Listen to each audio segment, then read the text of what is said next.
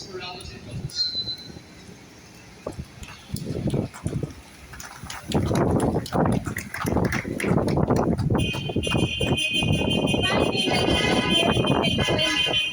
am the niece of John Lavery, murdered in 1971 by the British Parachute Regiment.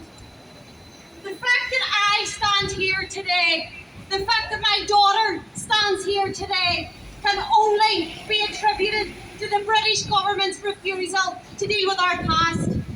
My daughter should not be here. I should not be here. But the British government need to realise we will continue on this fight. The inquest into the Ballymurphy massacre began in 2018. Last May we had our verdict. We always knew the truth. And on that day, our loved ones were vindicated. It addressed a painful legacy and it set the official record straight. Bereaved families need processes such as these. So today, we stand in solidarity with everyone seeking truth and justice. We stand here today in the name and memory of all of our loved ones to oppose this British government's Bill of Shame, which at its core is to provide an amnesty for their state forces. Let us be in no doubt, this bill is about covering up Britain's dirty war. It's a slap in the face to victims as it seeks to pull down the shutters to basic legal entitlements, including a right to investigation, to have an inquest and to pursue a civil action. This bill that is being bulldozed into law has been rejected by every single political party on this island, rejected by the international community from Brussels to Washington, and here today is rejected on the streets of Belfast, of Dublin, Derry and London.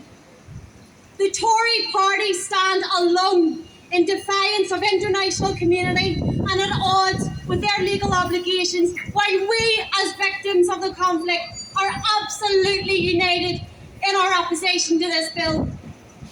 This amnesty legislation breaches international human rights law. It denies families truth, it denies families justice and accountability, and it undermines the Good Friday Agreement and the rule of law.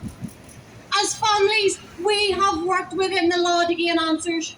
We're engaging in inquests, we're engaging in inquiries. They aren't perfect, but they are delivering for families. And now when these processes are uncovering the truth that our loved ones were murdered, the British government want to change the law. Because this bill is about ensuring that state forces and British state policy from collusion to shoot to kill remains protected and continues to be covered up. They want to hide the truth. They acted with impunity when they killed our loved ones, and now they're legalising impunity.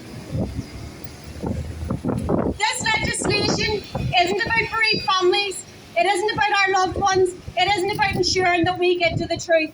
The bill prioritises the demands of the British military lobby above victims. It is anti-victim. It is about covering up the truth.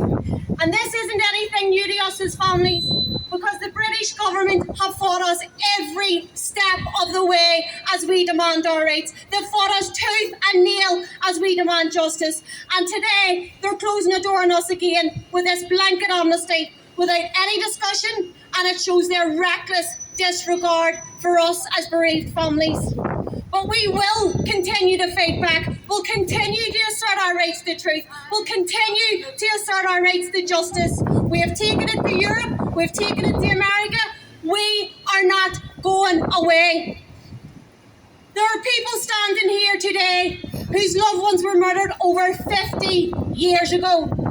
Well, I can make a guarantee to Boris Johnson and his cronies sitting in Westminster that we will continue to stand here for however long it takes to ensure that we get truth, justice and accountability for every single last one of our loved ones.